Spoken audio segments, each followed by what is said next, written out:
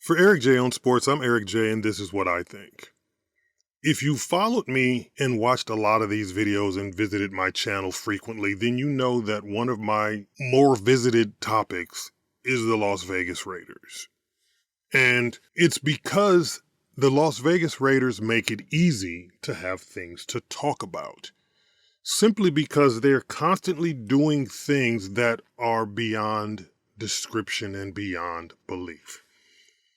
If you listen to a lot of sports talk radio, a lot of guys who think they know football, then what you hear is a lot of people talking about in this new offensive league that the NFL has become, it's better to have a coach and a quarterback who are in sync. Your head coach has to be an offensive-minded coach so that he can get the offensive side of the ball correct. And then you just have to have a good defensive coordinator to make up the difference. And if you wanted to, you would just be able to win shootouts like the 34-33 game that just happened, or the 35-34 game that just happened, whatever the score was, between the Baltimore Ravens and the Cincinnati Bengals. You've got to be able to win those shootouts if you want to compete with the Ravens and the Bengals and the Chiefs and the 49ers and some of these teams in the league. You've got to have an offensive coach and you've got to have a great quarterback. The belief is that a defensive head coach is not good for this league.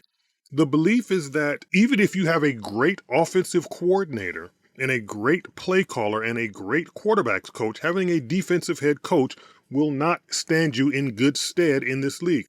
Bill Belichick was a defensive head coach and was the coach of the Patriots for 20 years, and he went to the Super Bowl 9 times and he won 6 of them, and that was the standard. But the league has changed. Now there's more offense, there's more throwing, there's hardly any running of the football, and you got to have a great offensive coach and you got to have a great quarterback.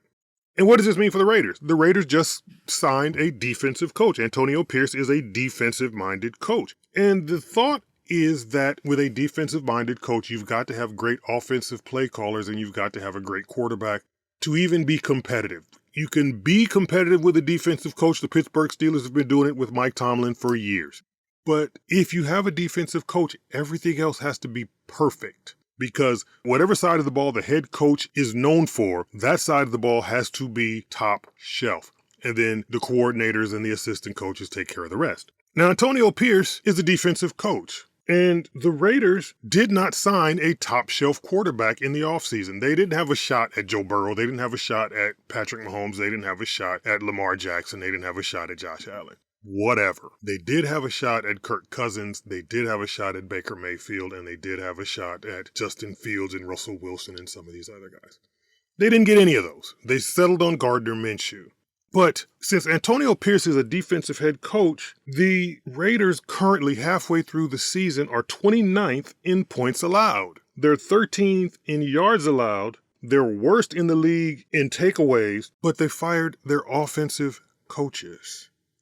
They fired their offensive coordinator, and they fired the quarterback's coach, and they fired the entire offensive staff.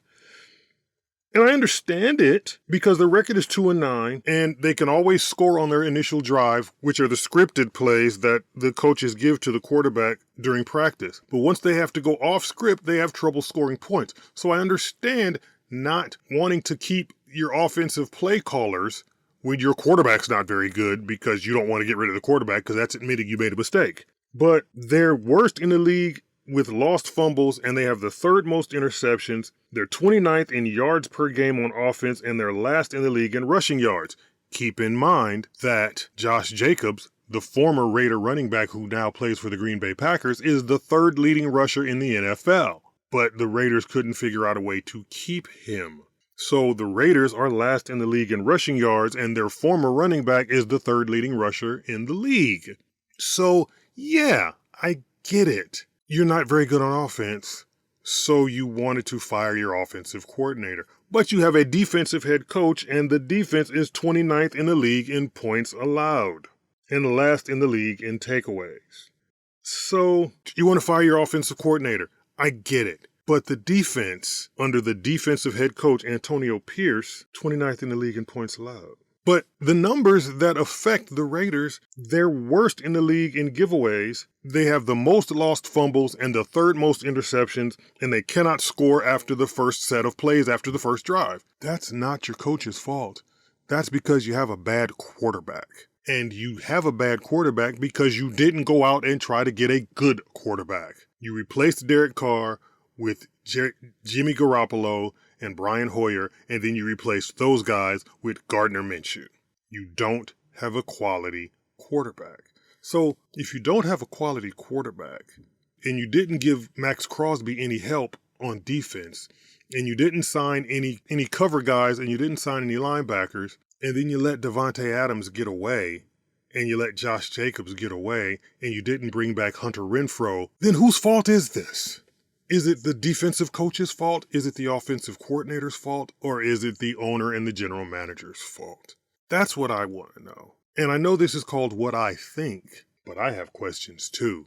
Seems like the Raiders are bad, which creates for good copy and good stories in a format just like this. But it seems like they're bad for all the reasons we've talked about before. Bad ownership, bad leadership, etc. But when you're firing your offensive coach and you have the worst defense in the league and you have a defensive head coach, as I've said before, that's just so Raiders. Remember to like and share this video and subscribe to this channel, and visit the Eric J on Sports website, and follow me on Facebook at Eric J on Sports 1 and on Instagram and Twitter at Eric J on Sports. And for Eric J on Sports, I'm Eric J, and this is what I think.